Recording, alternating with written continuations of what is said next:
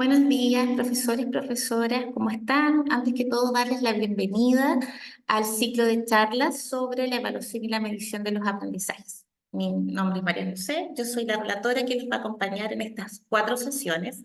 Soy profesora de Historia de pregrado, experta en el área de evaluación y gestión de proyectos desde ya hace casi 17 años. 7 años trabajando en espacio docente y haciendo y realizando distintos procesos formativos en el área de evaluación de los aprendizajes, didáctica, currículum y sobre todo lo que es la evaluación docente.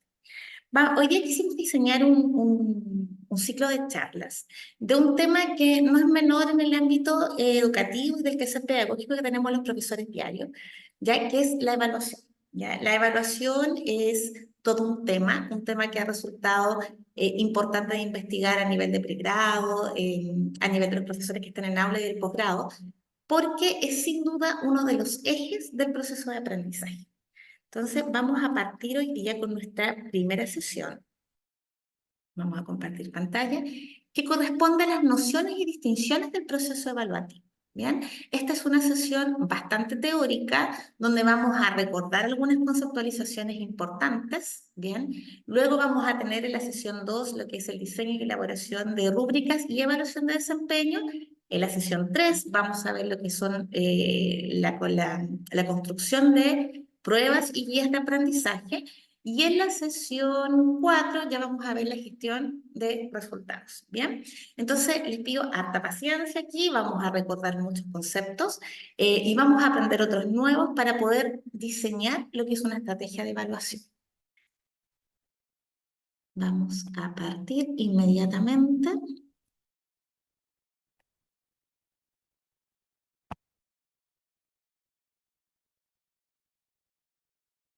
Bien, espero que se vea muy bien.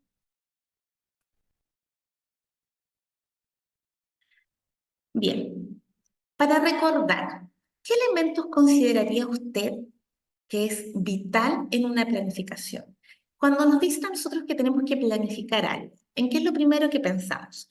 Ahora, tenemos que estructurar una planificación consciente, no una planificación como muchas veces estamos acostumbrados a hacer en los colegios, tipo tabla o algo que vamos a rellenar, sino cuando yo planifico una clase, que muchas veces los profesores hacemos ese proceso de manera mental, ¿ya? ¿En qué me fijo? ¿Cuáles son los elementos que debo considerar?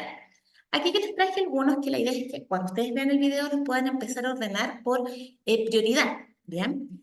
Las características del grupo, el diseño de una experiencia de aprendizaje, que para nosotros como qué actividad voy a hacer, qué instrumento de evaluación voy a ocupar, y recordando que hay múltiples instrumentos, o sea, no solamente una guía o una rúbrica, tenemos cuestionarios, podemos hacer registros anecdóticos, ¿cierto? Que los vamos a ir recordando a medida que avanzan las charlas de este taller. También es necesario considerar los criterios de evaluación, el objetivo de la clase o de la experiencia, finalmente cuál es mi meta, qué quiero lograr. Pero aquí ya viene una pregunta que muchas veces los profesores nos hacemos, ¿verdad? ¿Cómo voy a evaluar esto? ¿Es necesario evaluar en todas las clases? ¿Se evalúa en todas las clases? Porque antiguamente, desde la teoría, se pensaba que no era necesario evaluar en todas las clases, ¿bien? Pero las teorías más modernas nos dicen que intrínsecamente el profesor tiende a evaluar todas las clases solamente cuando yo estoy continuamente monitoreando a través de preguntas-respuestas, pimponeo, etcétera. Entonces, la evaluación sí o sí está presente, a veces de manera más informal, a veces sumativa, a veces formativa, y desde ahí vamos a comenzar a trabajar, ¿bien? Pensemos en una ventaja y una desventaja de la evaluación de aula. Ya cuando nosotros estamos con nuestros cursos, hacemos preguntas, vamos monitoreando, ¿qué ventajas tiene eso? Pero también qué desventajas nos encontramos. ¿Ya? Y mencionar una ventaja y una desventaja de las evaluaciones externas. Hoy día vamos a trabajar nosotros con el concepto de evaluación de aula y de evaluación externa, ya que vendría siendo lo que nosotros hacemos en sala y las evaluaciones que vienen de afuera, ¿ya? CINCE, DIA y algunos otros colegios o establecimientos tienen algunas particulares, como la PCA, ¿cierto? La prueba CEPA. Entonces, hay evaluaciones que vienen desde afuera y otras que son desde adentro, que es la que tendemos a hacer el profesor de aula en sala con nuestros estudiantes. ¿Tienen ventajas y tienen desventajas? Sí, ambas tienen ventajas y desventajas que las vamos a ir analizando durante la sesión. Bien. Ya. Primero es importante saber cómo entiendo la evaluación. Bien, la evaluación es un proceso evaluativo, es un evento poco estudiado y comprendido en la realidad docente de nuestro país. Yo les comentaba al principio que trabajo hace muchos años, en el 2011 más o menos, en lo que son los procesos de evaluación docente, como trabajé en centros de corrección, ya como es el caso del Centro de Corrección de la Universidad de Concepción, ahí fui correctora y supervisora varios años. ¿Ya? Y es impresionante los resultados que tienen los profesores. Desde 2011, que yo más o menos me conozco, hasta este año, donde generalmente no tenemos más de un 38% de profesores en niveles competentes. ¿Ya? La mayoría de nuestros profesores en Chile evalúa a un nivel básico. Por eso me atrevo a decir, ¿cierto?, que es un fenómeno, es un evento poco estudiado y poco comprendido. Hay un estudio que sale desde el MIDUC, ya en el año 2011, que se lo pueden descargar en por cualquier buscador de internet, que se llama La Evaluación Docente en Chile, y uno de los autores y coordinadores de este estudio es Jorge Mansi, que es el director del MIDUC hoy día. ¿Ya? Y ellos hablan a través de gráficos de cuál es el comportamiento que tiene el docente según los diferentes ámbitos que se va evaluando. Y sin duda, uno de los más bajos es precisamente la evaluación, por no decir el más bajo. ¿Ya? Diseñar una estrategia evaluativa es compleja. Requiere de conocimientos técnicos específicos que permitan al docente identificar los mejores procedimientos para evaluar a sus estudiantes, orientado a la mejora de los aprendizajes y a la elevación de los niveles y de los resultados. ¿Ya? Entonces, hoy día vamos a trabajar el concepto de estrategia evaluativa, que es un concepto, no es nuevo, sin embargo, en Chile se está trabajando de manera casi experimental, diría yo. ¿Ya? Cuando en evaluación docente pusieron la estrategia evaluativa, lo hicieron en párvulo el año 2020, cuando reformularon sus formatos. ¿Ya? Y obviamente es un concepto más atingente con el decreto 67, es más integral, porque tiende a incorporar distintos aspectos de la evaluación que nosotros antes como que lo veíamos por separado. Entonces lo que vamos a hacer ahora es incorporar los elementos de la evaluación en el concepto de estrategia. Ay, adelante. Ya, lo primero que vamos a hacer es una distinción entre evaluar y medir. Y ojo, que esta no es una distinción entre evaluar y calificar. ¿Ya? Dentro de la evaluación está la calificación. La medición es algo distinto. ¿Ya? Vamos a verlo a través de un caso. Vamos a ver este caso que parte así. Igual entendí lo que me explicaba el profesor y en clase realizó bien los ejercicios, pero en la paz me puse nervioso y terminé equivocándome. Este caso es lo que nosotros lo vemos constantemente en todos los niveles, enseñanza básica, enseñanza media, entre los más pequeños y los más grandes, ya, y precisamente porque hay ciertas evaluaciones que provocan un tipo de ansiedad o estrés en los estudiantes. Hace muchos años atrás, cuando yo estudiaba evaluación en la Universidad Católica, teníamos un profesor, Alejandro Ruz, que siempre decía que la evaluación tenía mucho que ver con lo afectivo. Ya, entonces, la evaluación, los resultados que nosotros tengamos de la evaluación, es muy importante, ¿cierto? Que el alumno esté tranquilo, que se sienta cómodo, que haya un buen ambiente de aprendizaje, porque está absolutamente comprobado que ese estudiante va a rendir una mejor evaluación. ¿Ya? Esta situación tan cotidiana se produce principalmente porque ambos conceptos se aíslan, ¿ya? Es como que preparamos a nuestros estudiantes con pruebas internas, incluso sumativas, pero internas, ¿ya? Y vemos tan alejada la PAES, ¿ya? Algo tan distinto a lo que hacemos regularmente en clases, que el estudiante tiende, ¿cierto?, a generar esta ansiedad. Y esta es una ansiedad que también la traspasamos nosotros los docentes, ¿cierto? Porque preparamos para una PAES, pero en el fondo lo que hacemos cotidianamente no siempre está alineado con una paz, ¿ya? Y ojo con esto, los docentes en Chile tienden a separarlo, ¿ya? Por ejemplo, es como la evaluación docente, ¿ya? Hacemos algo todos los días en clase, pero la clase grabada nos provoca ansiedad, ¿cierto? Porque parece que hacemos un montaje que no es siempre lo que hacemos cotidianamente en clase. Entonces, cuando se separan, cuando se aíslan, cuando se alejan, siempre van a provocar este grado de incoherencia. ¿Bien? No se entiende como un proceso complementario, se entiende como complejo, como procesos totalmente distintos, ¿bien? Evaluar siempre se basa en la evidencia y es una herramienta fundamental para la toma de decisiones, ¿bien? Pero la información que arroja una evidencia debe ser confiable. Por eso es importante que los procesos evaluativos sean cada vez más estandarizados y más técnicos, ¿bien?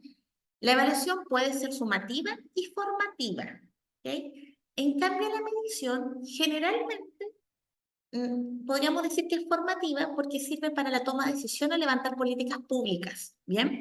Es muy difícil que la medición realmente me sirva para que el alumno aprenda más, ¿ya? Porque la medición no está pensada en el individuo, ¿bien? Está pensada en lo macro y que me sirva, ¿cierto?, para poder levantar una hipótesis y levantar una política pública. ¿Ya? Entonces, desde el punto de vista del aprendizaje individual de cada estudiante, es mucho más potente lo que se puede hacer con la evaluación más que con la medición. Bien, la medir es una acción complementaria. Ojo, no es distinta ni está en contra, es complementaria. Generalmente se asocia a la evaluación a gran escala, permite la toma de decisiones macro y genera la política pública. Bueno, aquí en este recuadro ustedes pueden revisar después con más calma las diferencias que existen entre la evaluación de aula y evaluación a gran escala. Nosotros vemos generalmente a los docentes reclamar, ya, especialmente desde el colegio de profesores, que el CINSA no sirve, que por qué van a aplicar un día, o pidiendo, me acuerdo, post pandemia, ¿cierto?, derechamente que no se aplicara la evaluación CINSA en los colegios. Y es muy complejo porque cuando yo escucho eso es como no entender realmente cuál es la situación, ¿ya? En que se aplica una evaluación a gran escala o una medición, ¿ya? Ahora, esto tiene que ver también, ¿cierto?, con lo que los colegios hacen, en el fondo, celebrar, premiar los CINSE, cuando en el fondo no es eso. El CINSE tiene otro objetivo, que es levantar políticas públicas, ver qué está pasando con la lectura en los alumnos de nuestro país, de los diferentes escalafones socioeconómicos que existen. ¿Bien? Entonces, desde ese punto de vista, era súper importante aplicar un CINSE por pandemia, porque finalmente era eso lo que iba a permitir levantar políticas públicas y que hubiese mayor fondos para el incremento de la lectura o la iniciación en las matemáticas, etcétera. Bien, entonces siempre pensar que estas evaluaciones, la evaluación y la medición, son complementarias. Bien, si nosotros vemos aquí una distinción entre lo que es el foco de la evaluación de aula, el foco de la evaluación de aula está en la retroalimentación individual. En el proceso de enseñanza-aprendizaje, muchas veces no solo del estudiante, sino que también de los profesores. La evaluación de aula está pensada en que ese estudiante de mi sala, ¿cierto?, aprenda. En cambio, la evaluación a gran escala no tiene ese foco, tiene un foco de toma de decisiones a gran escala, rendir cuentas y retroalimentar las políticas públicas. Hay un montón de políticas públicas que nosotros las aplicamos diariamente en los colegios, sobre matemáticas, el Leo Primero, ¿cierto? Proyectos, programas que va generando el Ministerio de Educación a los colegios, para los colegios. ¿Ya? Y es necesario a través de estas mediciones externas que ellos puedan revisar esos programas y poder establecer los cambios necesarios, ¿cierto?, para promover mejores aprendizajes. Bien. Requerimientos fundamentales de la evaluación de aula. Obviamente se diseña de acuerdo con el contexto y propósito determinado y no exige un requerimiento técnico-métrico, ¿ya? Yo diseño mi evaluación de aula tomando en consideración los elementos que tengo en mi aula, quiénes son mis estudiantes, cuáles son sus aprendizajes previos, ¿cierto? Cómo está el desarrollo de la lectura, de la escritura, y yo con eso voy desarrollando mi evaluación. Bien, en cambio, ¿qué considera como requerimiento fundamental, cierto? Un CINSA, un día, bueno, ellos deben asegurar la comparabilidad entre los grupos. Por lo tanto, tiene que ser única para todo el sistema. Se aplica en condiciones uniformes, por eso viene generalmente alguien de afuera, en el caso del CINSE, ya, o se dan ciertas sugerencias de aplicación en los colegios en el caso del día, pero es muy importante que haya una igualdad de condiciones para todos los estudiantes que se ven sometidos a estas evaluaciones, ¿bien? Y sí responde a requisitos técnicos estrictos. Ya nosotros en la tercera sesión vamos a ver el procedimiento de prueba. Ya, y es bien interesante porque para hacer una prueba para este nivel de evaluación a gran escala es necesario hacer pilotajes, ensamblajes, ¿cierto?, para quedar con una prueba final.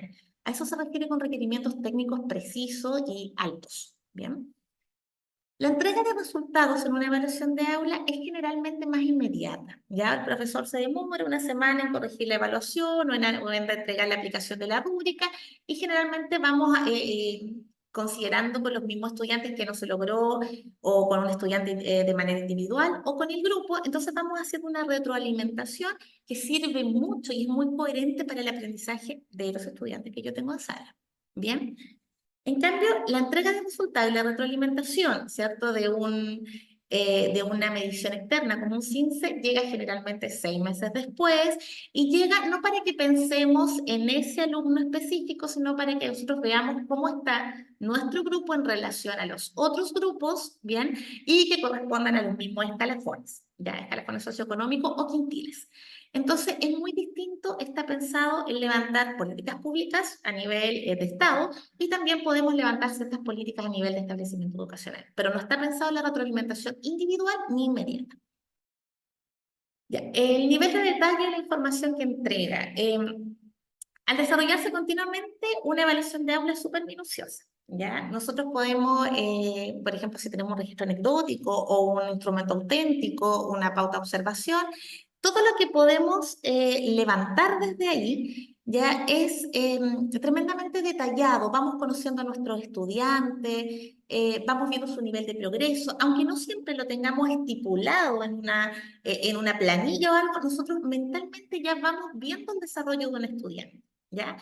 Y incluso de más, 30, 40, ya podemos localizar a cada uno y poder entregar incluso una breve descripción de su avance. ¿Ya? En cambio, el nivel del detalle, de la información, ¿cierto?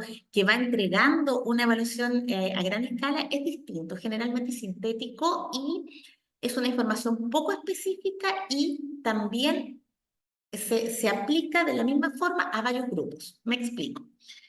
Por ejemplo, la evaluación docente, que es una evaluación estandarizada también a gran escala, los profesores siempre comentan que la retroalimentación viene como lo mismo, ¿ya? El que tiene competente en esta parte de la rúbrica le colocan la misma retroalimentación, ¿ya? Obviamente tiene que ser así, se evalúan cientos de miles de profesores en cada proceso, ¿ya? El CINCE, sería ilógico pensar que todos los niños que tienen un CINCE se les va a hacer una retroalimentación particular a cada uno. Entonces se hacen grupos y se coloca una retroalimentación tipo según el nivel alcanzado, ¿ya? Entonces nos dice algo, pero no tiene el nivel de detalle que sí me entrega la evaluación de aula, ¿bien? En el ámbito de los aprendizajes, la evaluación de aula es diversa, me permite evaluar distintos aspectos o perspectivas que tiene el aprendizaje, ya sea, por ejemplo, los conocimientos, los desempeños, las competencias, las habilidades. En cambio, la evaluación externa tiene una limitación, porque un SINS un día generalmente no me permite evaluar ciertos desempeños que sí lo puedo ver a través de la observación, ¿ya? Entonces, un poquito más limitada. Como nos podemos dar cuenta en esta parte, son tremendamente distintas, ¿ya? Son complementarias, ¿ya? Necesitamos la una de la otra, se toman en diferentes tiempos, pero es muy importante que haya una coherencia entre ambas, ¿bien? Porque si bien son distintas y son complementarias, ¿ya? Y se aplican con diferentes objetivos, sí estamos, ¿cierto?, trabajando los mismos objetivos, las mismas habilidades, ¿bien? Y hay que tratar en el fondo de hacer una equivalencia entre ellas más que separarlas. Bien, vamos a ir entonces, tuvimos ya la primera distinción entre evaluar y medir, la segunda distinción, lo que es una evaluación a gran escala y pequeña escala, entendiendo que la evaluación a gran escala son las mediciones y la a pequeña escala son las evaluaciones de aula. Vamos con una tercera distinción. ¿Cuál es la finalidad de la evaluación? ¿Ya? Eh, Existe la evaluación formativa y de certificación, ¿ya? Entonces, aquí ya entramos al concepto de evaluación de aula y que tiene que ver con esta evaluación que yo hago para generar aprendizajes cuando mi principal objetivo es ver, monitorear los aprendizajes y sobre todo poder tomar decisiones en ese minuto. No cuando voy a certificar, no cuando voy a hacer una evaluación sumativa. La evaluación formativa es la que me permite la toma de decisiones, mejorar, ¿cierto?, los remediales que voy estableciendo con el estudiante, con el fin de que el alumno aprenda cuando yo ya voy a aplicar la evaluación de certificación o evaluación sumativa, ¿ya? La calificación o sumativa, o lo que es la evaluación sumativa, está asociada a una nota o una calificación. Acredita conocimientos y aprendizajes de forma pública, ¿ya? Esto lo llamamos evaluación del aprendizaje. La formativa tiene la función de retroalimentar al estudiante, evaluación para el aprendizaje. Ha habido, sin duda, si bien la evaluación formativa es un concepto que se está usando desde los años 60, ha habido una evolución con respecto a este concepto. ¿Ya? Aquí ustedes después lo pueden estudiar, lo pueden leer, siendo el más importante autor es un inglés, Williams, del año más o menos 1998. Él empieza a trabajar el concepto de evaluación formativa, que sin duda es el concepto que nosotros estamos utilizando hoy día y que utilizó el decreto 67 para cuando se diseñó y cuando se implementó por allá el año 2017-2018, ¿ya? Dice que la evaluación formativa debe ser aquella que motiva al alumno a aprender. Así de potente es, ¿ya? Bien. Vamos a ver ahora la evaluación según sus usos y sus consecuencias. Tenemos entonces dentro de esta tercera distinción la evaluación formativa, la evaluación de certificación y ahora vamos a ver la evaluación según sus usos y consecuencias. Existen evaluaciones de baja consecuencia y existen evaluaciones de altas consecuencias. Bien, generalmente hay algunas evaluaciones de altas consecuencias que son mediciones, ¿ya? Como el caso de la PAES. ¿Por qué? Porque la PAES es un tipo de prueba que me dice si voy a entrar o no, ¿cierto? A la universidad y qué carrera voy a optar. Entonces, que supuestamente es algo a lo que yo me voy a dedicar toda mi vida. Por lo tanto, es de alta consecuencia, ¿ya? Actualmente que me encuentro residiendo en Portugal, acá estoy haciendo una investigación sobre la educación portuguesa. Ellos tienen, en vez de PAES, unos exámenes nacionales que aplican desde el primer año de secundaria, ¿ya? Esos exámenes nacionales se aplican en lo que es el 11.º grado, décimo grado, 11.º y 12.º, ¿ya? Y se hace un promedio de estas pruebas nacionales y ahí ellos pueden optar a ciertas carreras en ciertas universidades de Portugal. Sin embargo, esas pruebas, por supuesto que son de altas consecuencias, ¿bien?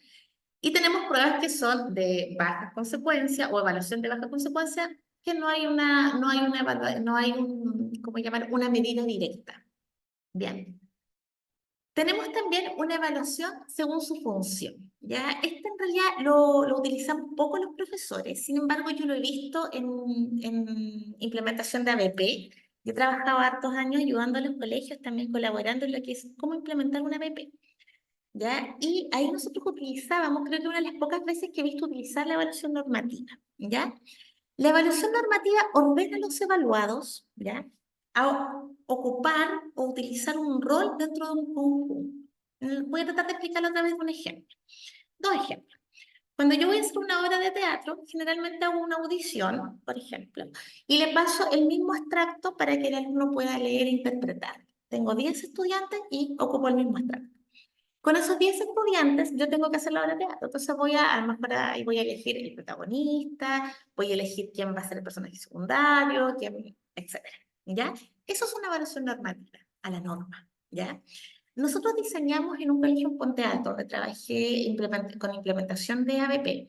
Diseñamos también una pequeña evaluación donde también los mismos estudiantes dentro del conjunto de este grupo en el que trabajaban su aprendizaje basado en proyectos, ya su tema, ellos también se les aplicó una evaluación para ver qué rol iban a asumir. ¿Quién iba a ser el encargado de dirigir el proyecto? ¿Quién iba a ser el que iba a sistematizar los datos? ¿Quién iba a ser el que se iba a encargar de la difusión, ¿cierto? Diferentes funciones que van teniendo dentro del mismo equipo para generar esta BP. Entonces, ahí se aplica una evaluación de tipo normativa, que puede utilizar distintos instrumentos, profesores, como es el caso de cuestionarios, bien, entrevistas, ya según lo que ustedes estimen conveniente. Bien. Insisto, se ocupa poco, pero hay momentos en que es válido ocuparla. Bien, la función criterial, bueno, es la que más utilizamos y es comparar el desempeño con un estándar. ¿Cuál sería nuestro estándar? El criterio de evaluación que me entregan las bases curriculares o el programa de estudio, que yo tengo que llegar a un estándar. Bien, esa es la diferencia de evaluación según su función, normativa o criterial. Bien, vamos a la cuarta distinción. Por año los profesores hemos estado centrando la evaluación, ya, porque todo esto que nosotros vimos recién, medir, evaluar, pequeña, gran escala, diferencias según su función, etcétera, parece que son cosas que no siempre somos conscientes cuando preparamos una evaluación, ¿bien? Y tendemos a centrarnos en el instrumento de evaluación. No sé si se acuerdan que yo al principio del video les comentaba, ¿cierto?, que existe, dentro de la evaluación docente dos formatos hoy día. Antes educación parvularia tenía el mismo formato que todos los profesores, hoy día tiene uno distinto. ¿Bien? Y obviamente yo les comentaba que era más atingente con el decreto 67 y mucho más atingente, ¿cierto?, con el concepto moderno que hay sobre la evaluación, porque nos plantea la estrategia de evaluación que conlleva todo esto. En cambio, el formato que se está trabajando hasta ahora, porque no sé cómo vendrá para el año 2024, de básica y media, está basada en la construcción de un instrumento, ¿ya? Por eso se dice que ese formato es un poco más anacrónico, es un formato más antiguo, que no tiene que ver con el concepto nuevo de evaluación, porque centramos toda la evaluación en la construcción de un instrumento, ¿ya? Entonces, esa es la diferencia que se da entre como el concepto más moderno de evaluación al concepto más antiguo, al menos que manejamos en Chile. Bien, esta cuarta distinción ya vamos a tratar de ver en este ciclo de talleres. Yo alcanzo a ver prueba, rúbrica más que nada y cuestionario, ya porque si no sería muy largo, daría como para un diplomado entero. ¿Cuáles son los instrumentos de evaluación que ocupamos los docentes en sala? Ahora, vamos a tratar de ampliar un poquito el espectro de instrumentos porque según los estudios que hay, los docentes tendemos a ocupar la típica guía, prueba, rúbrica, pero hay mucho más, ¿ya?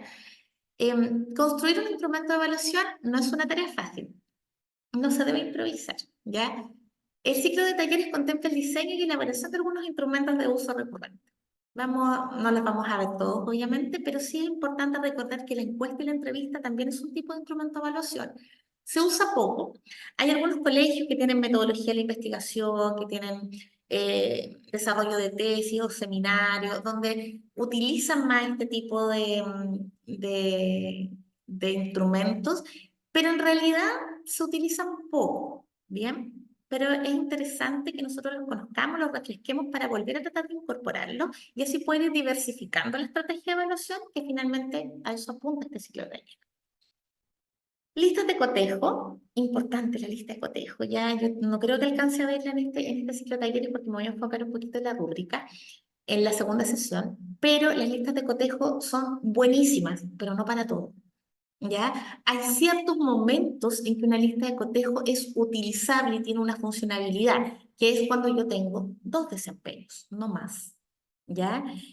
Hace tiempo atrás, entre las múltiples asesorías que he hecho, me tocó trabajar con construcción de instrumentos de evaluación con técnico profesional en mecánica. ¿Ya? Y me acuerdo que pudimos construir una tremenda lista de cotejo con un profesor que me quedó muy claro, porque en realidad él decía... ¿reconoce la llave para abrir el motor o no la reconoce? Tú no tienes más opciones. No puedes reconocer la mitad de la llave. No, tú reconoces la llave o no la reconoces. ¿Reconoces la herramienta para abrir tal caja o no la reconoces? Entonces, ojo que la lista de cotejo es muy funcional, no está desactualizada, eso es muy importante. El otro día un profesor en un ciclo también me decía, pero esa ya no se usa. No, no es que no se use, es que hay que tener cuidado cuando lo utilizamos y que realmente sea funcional. Tenemos las escalas de apreciación que tienen algunos submodelos, como la escala valorativa, ya, o la escala de frecuencia, casi siempre, algunas veces, etcétera.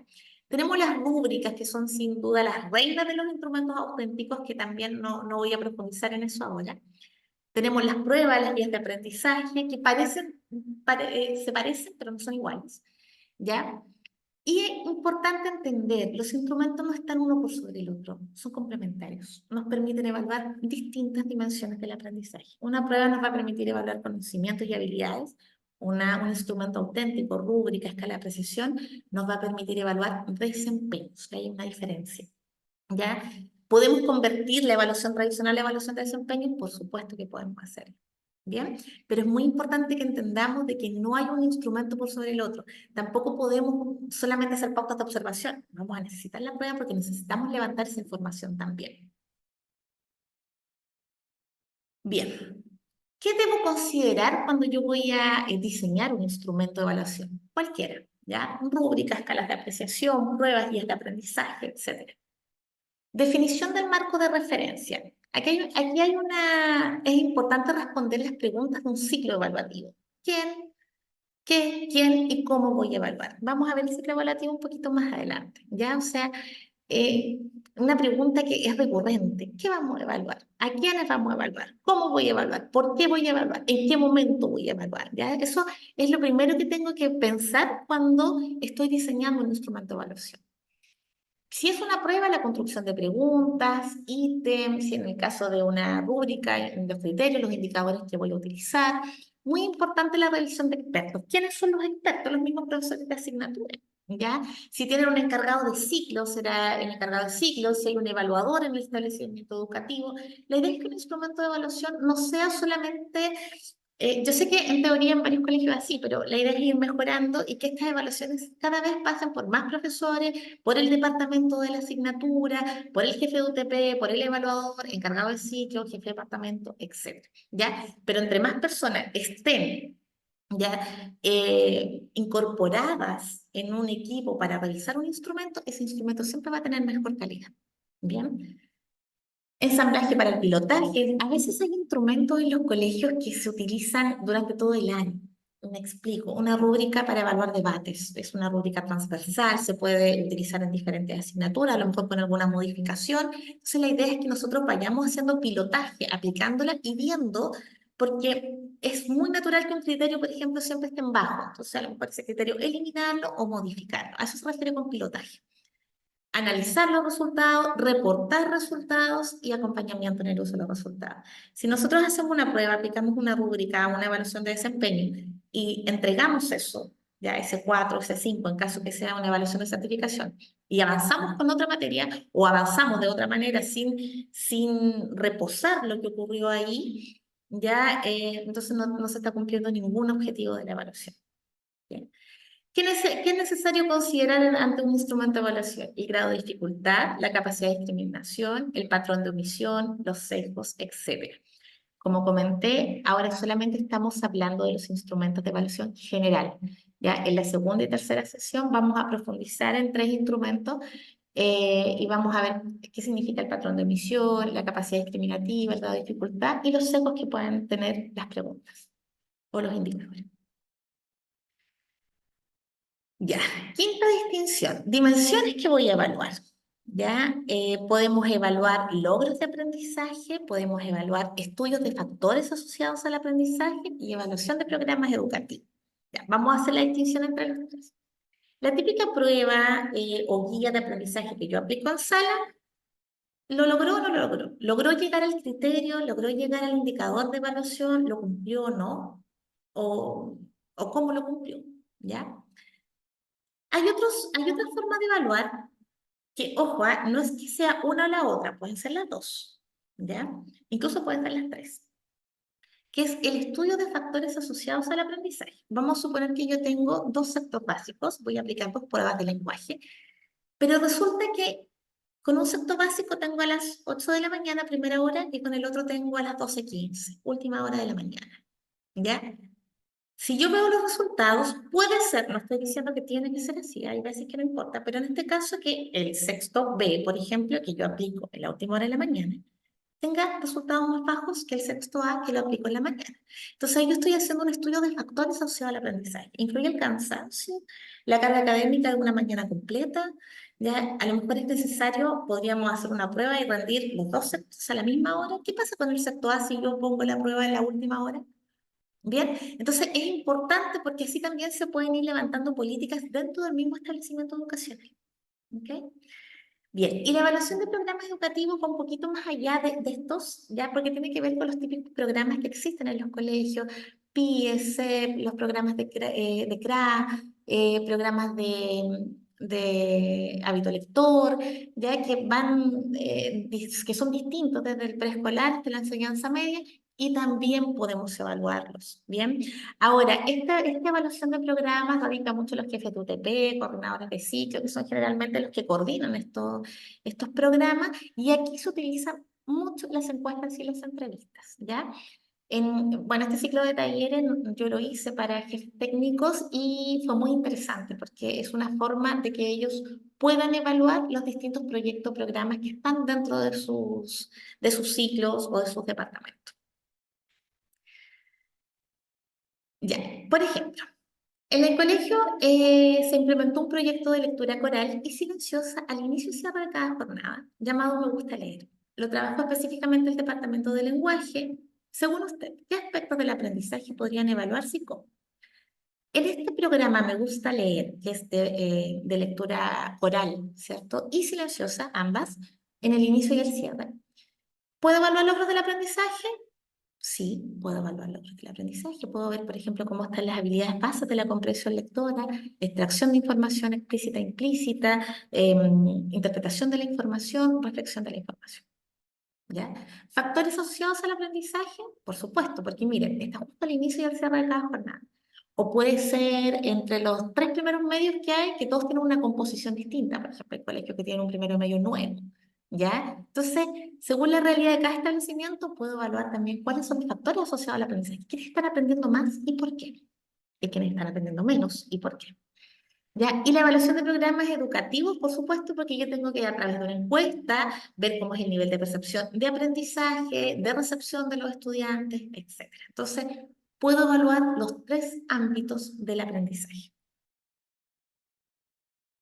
Ya, vamos con la sexta distinción, el ciclo evaluativo. El ciclo evaluativo una conceptualización de algo que yo sé que ustedes han trabajado en algunas otras instancias, ¿bien?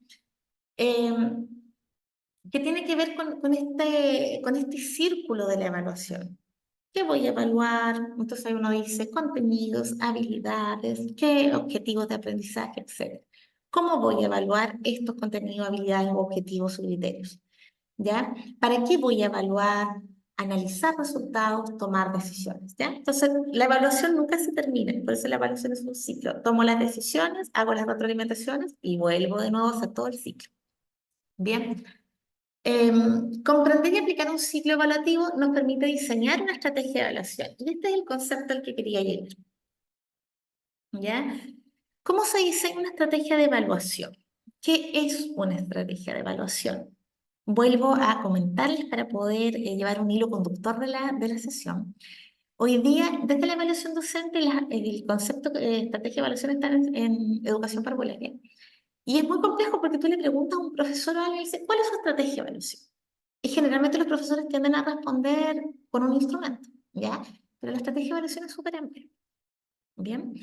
La estrategia de evaluación puede ser a gran escala o a pequeña escala. Me explico. Puedo tener una estrategia de evaluación en una clase, puedo tener la estrategia de evaluación de una experiencia de aprendizaje, de una unidad completa, de un semestre o de un año.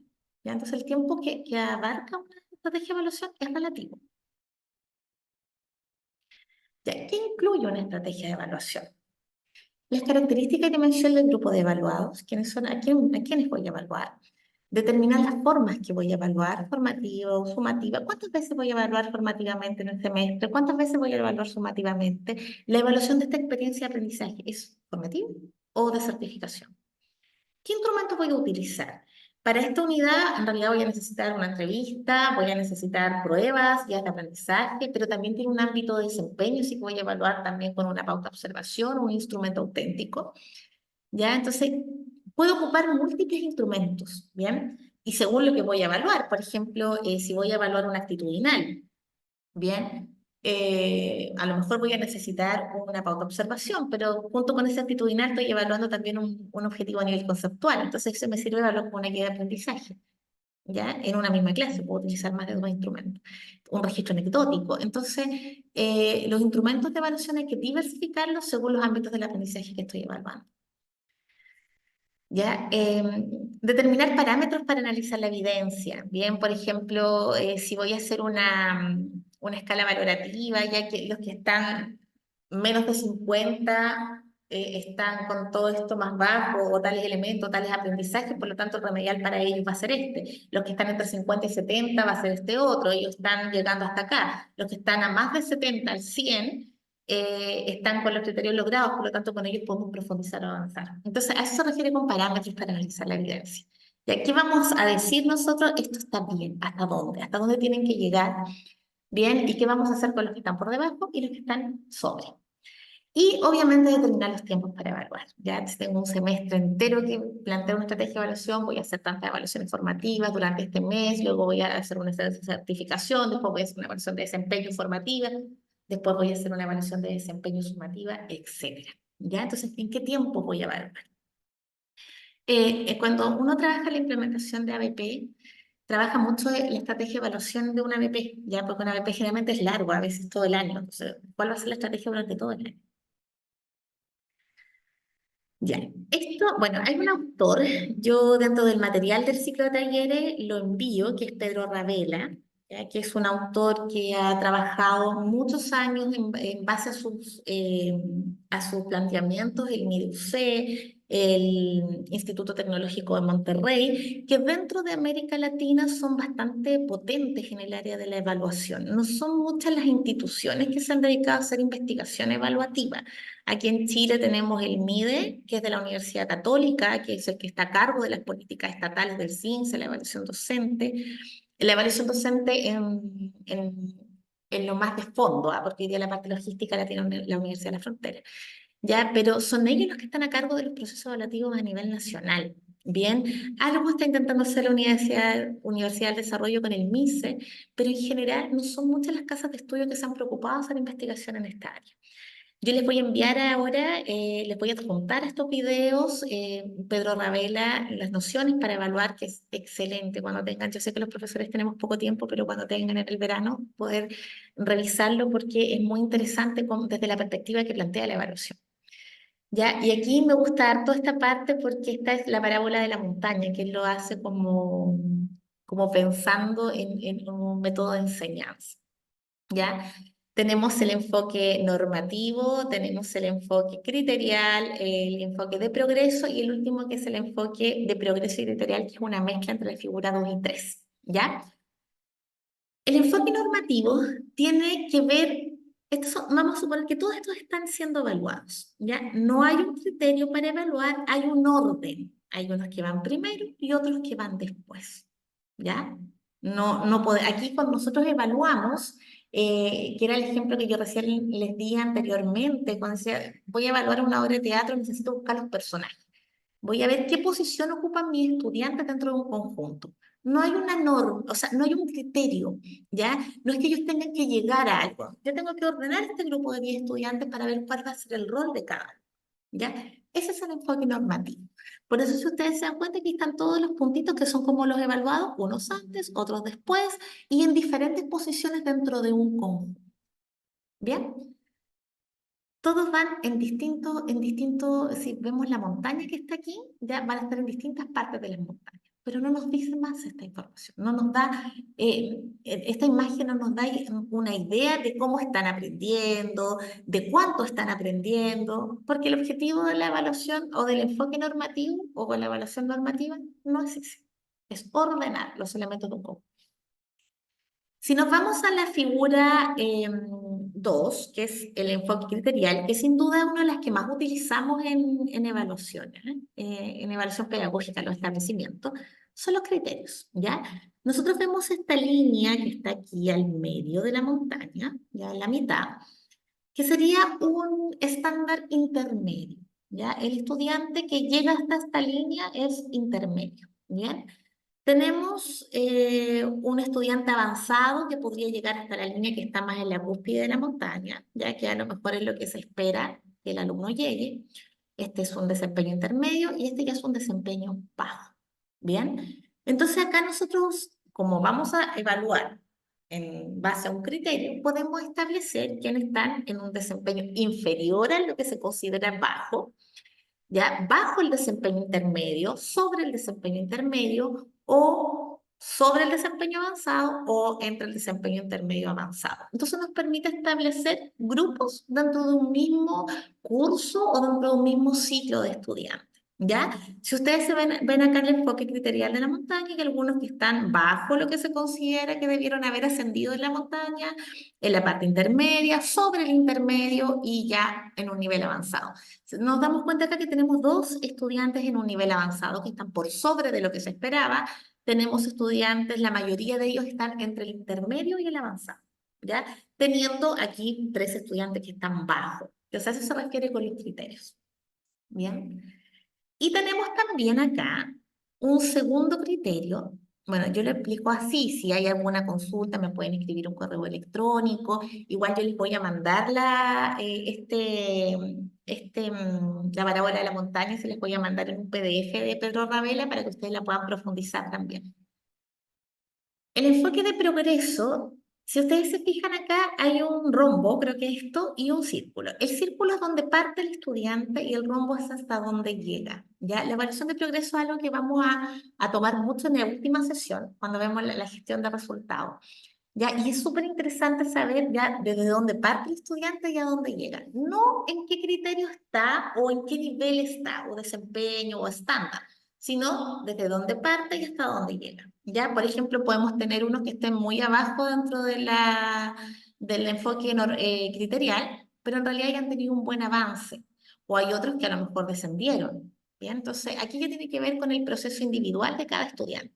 Existen instrumentos, existen ciertas formas de evaluar que nos permiten hablar de nos permiten ver este progreso. Son un poco escasas de encontrar a veces, ¿ya?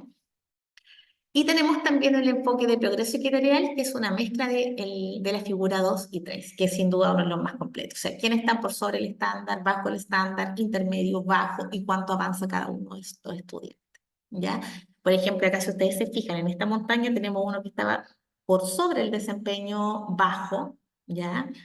Así, y retrocede y baja. El rombo me indica que bajó una gran cantidad y ahora está muy por debajo del desempeño más bajito, ¿ya? Entonces, este es sin duda uno de los más completos, ¿bien? Y ojo con algo, si vemos la figura 1 y vemos la figura 4, no es que uno sea mejor que el otro, son total y absolutamente con funciones distintas. ¿Bien? Uno de los más completos para trabajar en el ámbito educativo, pedagógico y de la generación de los aprendizajes, que es en el que trabajamos los profesores, es el de la figura 4. ¿Bien? Ahora, es súper complejo tener la evidencia de todo esto. ¿Se puede? Sí, pero requiere bastante tiempo. Ya, profesores, hay un taller, ya, que la idea, yo voy a tratar de simular uno y hay uno que yo les voy a enviar para que ustedes lo puedan aplicar a su realidad educativa porque les va a servir mucho, ¿ya? Vamos a ver un ejemplo y después les explico cómo ustedes pueden realizar su taller en casa para que les quede todavía más clara la idea de estrategia, de ciclo evaluativo y de, en el fondo, las nociones que hay que tener para evaluar. Acciona es un programa de educación artístico para centros educacionales de alta vulnerabilidad social. Cuenta con una metodología de proyectos artísticos culturales en un aula donde los estudiantes conocen, reflexionan y crean, perdón, a partir de sus experiencias artísticas. El proyecto mantiene conexión con 36 establecimientos, en su mayoría del sector rural, y un trabajo pedagógico de primero básico hasta cuarto medio. El programa Acciona nace el año 2011, pero tenía una historia previa como programa Ocupa del año 2007. La diferencia principal es pasar de la lógica del taller a la lógica del proyecto, es decir, que no son solo actividades extraprogramáticas, sino que se integran al currículo. No se trata solo de aprender, sino que son proyectos con objetivos específicos donde se trabaja una temática específica a través de una metodología artística que busca contribuir a una problemática que es reevaluada con profesores y niños. Este proyecto es realizado en colaboración con el Ministerio de las Culturas, las Artes y el Patrimonio a través del programa Fomento de Arte en la Educación, Acciona. ¿Ya? En la escuela Ethelheim de Gran de la comuna de Penco, específicamente en el sector de Cosmitos durante el año 2012 y 2013, fue una de las escuelas que se adhirieron al programa Acciona. Artistas visuales, en conjunto con los docentes de artes, realizaron una planificación conjunta para los cursos de séptimo y octavo básico, en donde enfocaron las actividades de mayo y junio. Trabajaron el objetivo, el OA3 de arte, que es símil en séptimo y octavo básico, donde tuvieron que trabajar en base a creación de trabajos visuales, ya, y expresiones contemporáneas como la fotografía y la edición de imágenes. Bien. Todos los estudiantes tuvieron carpetas de trabajo, los cuales en conjunto con los docentes y monitores fueron escogidos para una muestra artística. Si nosotros tuviéramos que diseñar, si cualquier proyecto como este, ustedes tienen que diseñar una estrategia de evaluación para estos programas o proyectos, les calza perfecta la estrategia de evaluación. Características de este séptimo y este octavo. son de ámbito rural, de dónde vienen, ya me acuerdo, yo participé en este proyecto, por eso lo puse, que era muy interesante porque Cosmito es una localidad de Concepción donde es zona de huertos y no es ni rural ni urbana, es una zona de huertos que está entre Concepción y Penco. Bien, entonces les daba unas características bien específicas a los chicos, ¿ya? Em, Me acuerdo también que había un basural, un vertedero también, que eso daba otras características que estaban muy cerca. Entonces era un grupo bastante homogéneo, todos los chicos eran como del lugar. ¿Ya? Determina formas de evaluar. Bien, ¿cuántas veces vamos a evaluar en este proyecto? Vamos a hacer formativa, certificación, gran escala, pequeña escala, alta o baja consecuencia. Bien, entonces podemos crear un cuadro y ir diseñando estrategias de evaluación, viendo cómo vamos a evaluar. ¿Ya? En este caso se evaluó formativamente durante gran parte del semestre, o sea, de estos 2 meses que se trabajó, se evaluó de certificación una vez al mes, ¿ya? Con el fin de obtener 2 calificaciones y de poder certificar también cuánto es lo que los estudiantes han ido aprendiendo de ese objetivo que estaban trabajando. Criterio normativo. Trabajaron por criterio y también trabajaron por norma. Ya cuando tuvieron que preparar su muestra, ellos mismos fueron a través de diferentes parámetros o escalas, ya fueron escogiendo cuáles eran los trabajos y en qué orden lo iban a ocupar. O sea, vamos a trabajar este portafolio que tenía cada estudiante, tuvo que, a través de una norma, ver qué posición sus trabajos o los mismos estudiantes iban a tener dentro de esta exposición. ¿Ya? Determinen qué momento se evaluará. Bien, indique qué instrumentos ocupará, ¿cierto?, para esta evaluación. Y la dimensión o dimensiones que va a evaluar. Aquí podemos evaluar todo. Podemos evaluar logros de aprendizaje, factores asociados al aprendizaje, las diferencias que tenían estos séptimos y octavos. Influía que estos chicos estuvieran siempre viviendo en esta zona de huertos porque salían poco. Influye el vertedero porque había muchas historias desde el vertedero de basura que había cerca de esta escuela, es que ellos plasmaron en sus dibujos. Entonces, ¿cómo influye el factor del aprendizaje? ¿Ya? Y obviamente como programa acciona, podemos evaluar la percepción que tienen los estudiantes, el nivel de aceptación del programa y un sinfín de cosas, ¿bien? Y de elementos. Entonces, esta idea de estrategia de evaluación es súper amplia, ¿ya? Porque yo les decía que esta sesión es más teórica.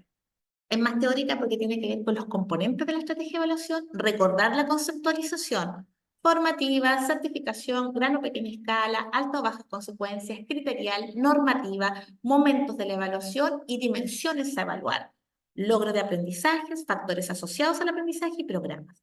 Recordamos 10 conceptos tremendamente importantes que son finalmente los que componen la estrategia de evaluación. ¿Ya? Si nos damos cuenta, aquí la estrategia de evaluación es mucho más que un instrumento.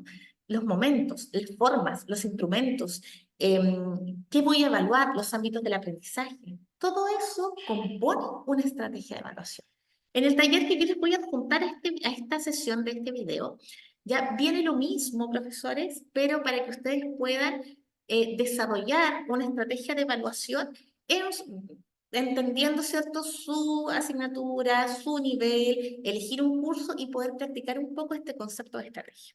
Bien, profesores, un agrado haber compartido con ustedes este material y nos vemos en la segunda sesión que corresponde a elaboración de instrumentos auténticos, específicamente rúbricas.